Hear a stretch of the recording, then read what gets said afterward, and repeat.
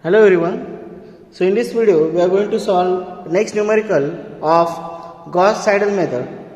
Now solving this linear simultaneous equation using Gauss-Seidel method, there are three equations: 20x1 plus x2 minus 2x3 equal to 17.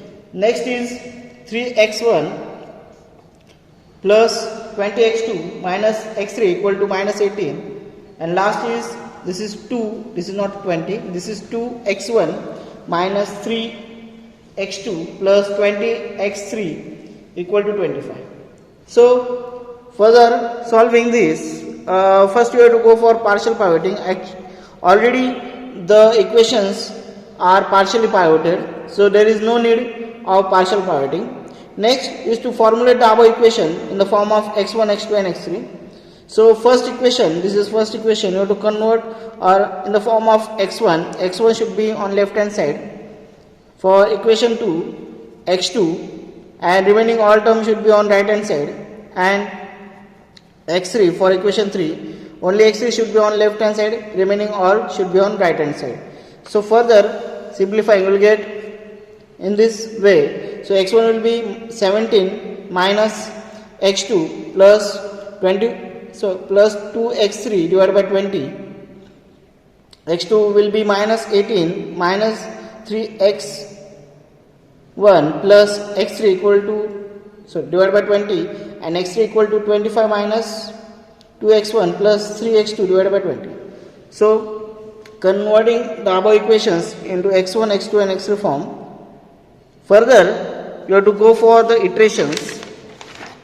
For the first iteration, here, for the first iteration, you have to find out the value of x1. Okay, for all the iterations, every iteration you have to find out the value of x1, x2 and x3. So these three values you have to find out.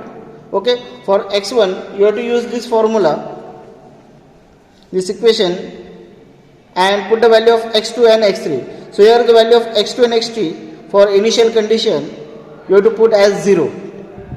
Okay, putting the value of x2 and x3 as 0,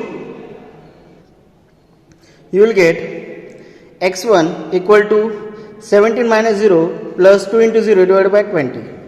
So here x1 will be equal to, so further solving, x1 will be equal to 0.85. So it will be equal to 0.85. Now x1 is 0.85. So consider x1 as a 0.85. Find out value of x2. For x2 we require x3 also. x3 you have to consider same as x3 equal to 0. And further solving, you will get minus 18 minus 3 into 0.85 plus 0 divided by 20. It will be equal to minus 1.0275. So it is minus 1.0275. Okay. Now you got x1, x2. So find out the value of x3. Put in the equation of x3. So this is equation x3. Putting the above equation, you will get, directly putting x1 and x2, you will get the value. I will write directly the value, that is 1.0108. So x1, x2, x3 that we have got from first iteration. Now you have to perform 4 iteration. So you have to perform 4 iteration, and for next iteration you have to use this value as an initial. Okay, this x1, x2 and x3 value you have to use as an initial value. So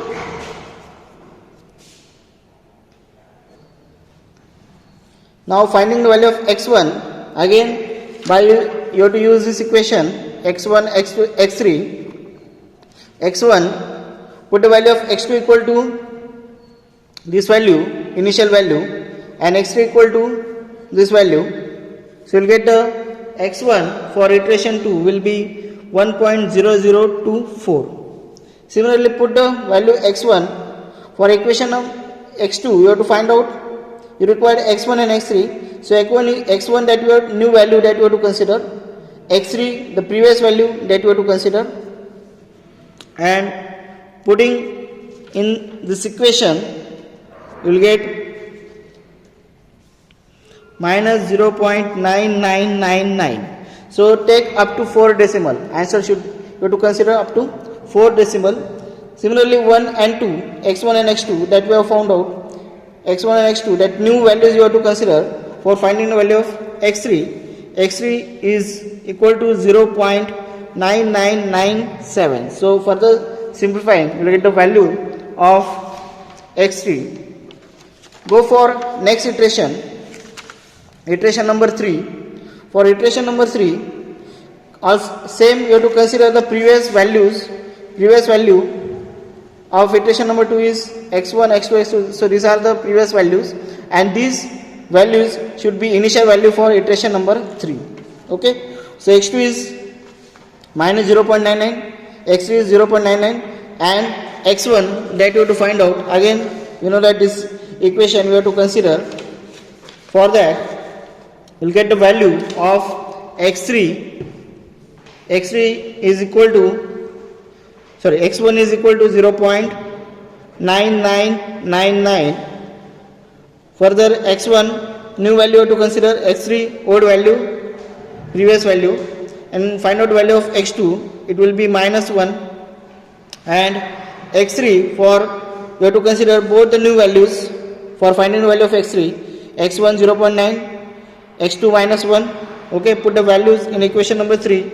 You will get the value that is 1. Now again, this value of iteration 3 is initial value for iteration 4. Same procedure you have to follow. x2 is minus 1, x3 is 1. Find out the value of x1. x1 will be, if you put the values, you will get 1. So this new value, this previous value of x3, find out the value of x2, will get minus 1. So these both the new values, x1 and x2, x1, x2, find out the new value of x3, you will get 1. So in this way, you have got this value for iteration 4, and you have to perform up to iteration 4. So the required value x1 is equal to 1, x2 equal to minus 1, and x3 equal to 1. So this is the required value for the equation. So we have solved this numerical with the help of Gauss-Seidel method. I hope you understood this numerical. Thank you. Thanks for watching.